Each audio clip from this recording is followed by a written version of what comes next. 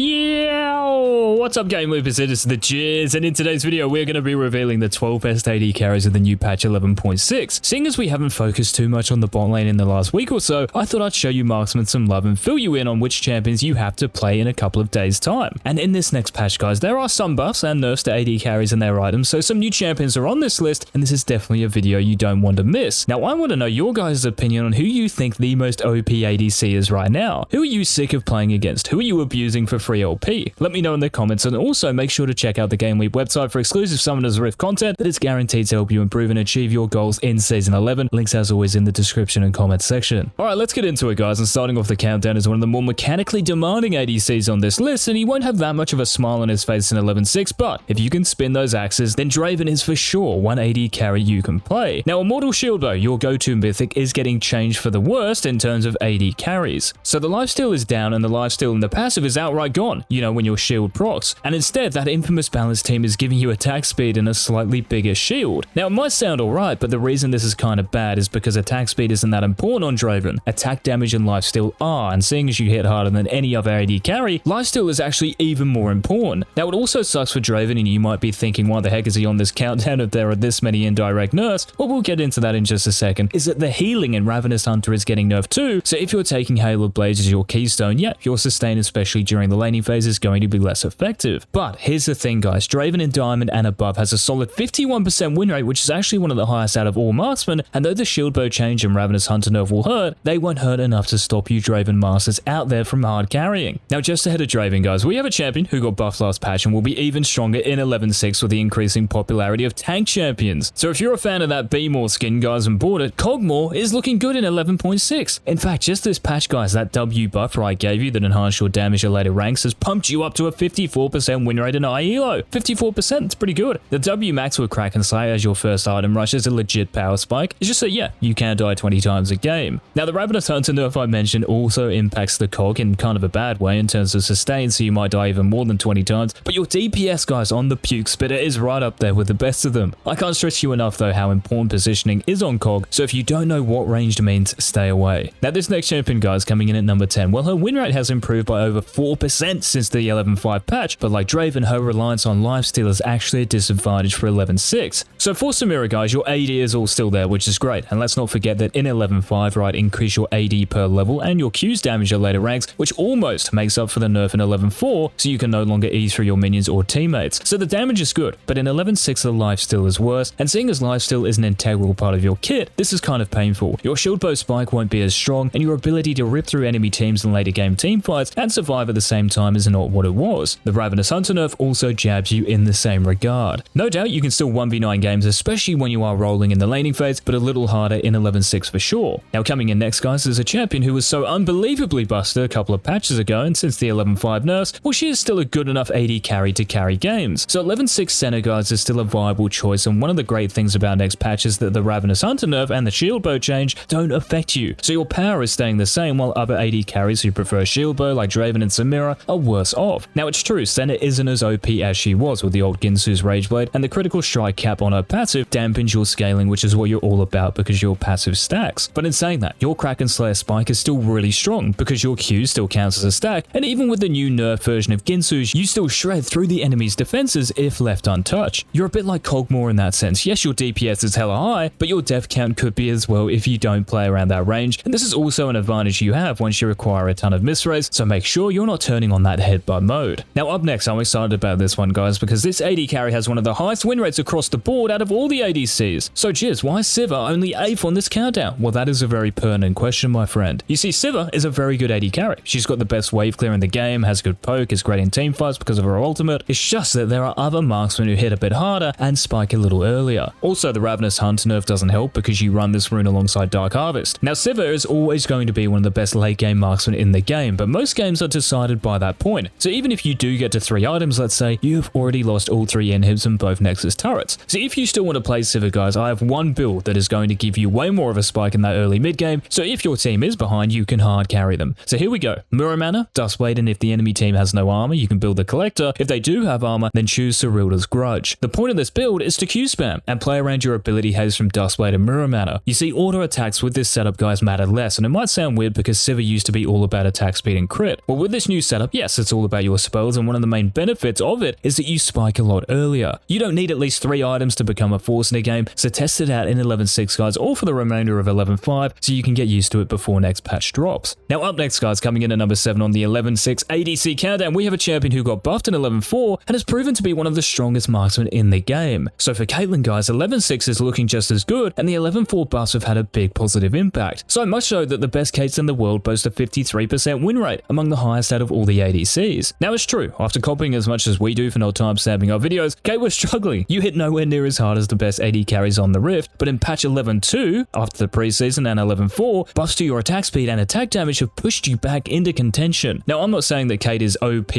don't mistake the jizz, but you are back to being that lane bully, and with popular supports at the moment like Thresh, Rell and Leona, your synergy is very scary indeed. A Flay into a trap, a Leona combo into a trap, a Rell Magnet Storm into a trap, anything into a trap, it's hard to contest minions if you're facing a Kate. But with Ravenous Hunter nerfed again, Kate is one of those ADCs who will be worse off, and you are very easy to kill unless you play close to perfect, which makes it very hard to succeed with Kate. But once you master that spacing and maintain it, easily one of the hardest AD carries to go up against in the bot lane. Now who wants to hit their opponents hard next patch? The Jizz certainly does, and that's why I'm going to keep playing Misfortune in my games. The early lethality, the early game presence, the 1v5 ultimate, and just the fact that Gale Force, the Collector, and Infinity Edge are keeping their power is very appealing. Now the Ramp Hunter nerf impacts us in that laning phase in particular, but it's not going to stop us from one-shotting champions, and isn't this why we play MF in the first place? Gale Force gives you the kite and dash you don't have so you can escape sticky situations and also pounce on those unsuspecting enemies with a cheeky Gale Force auto attack combo, throw in a Q as well for good measure. The Collector gives you lethality so your abilities delete squishy enemies, and Infinity Edge gives you extra damage on your crits, which works with your Q and ultimate. Like I said with CAITLYN guys, if your support is a Leona, an Alistar, a Rell, one of these hard engagers, you are the deadliest combo out of any possible combination of champions because the hard CC followed by your bullet time, nothing can beat it. Strong in lane and arguably the best team fighting marksman, you can't really go wrong with 11.6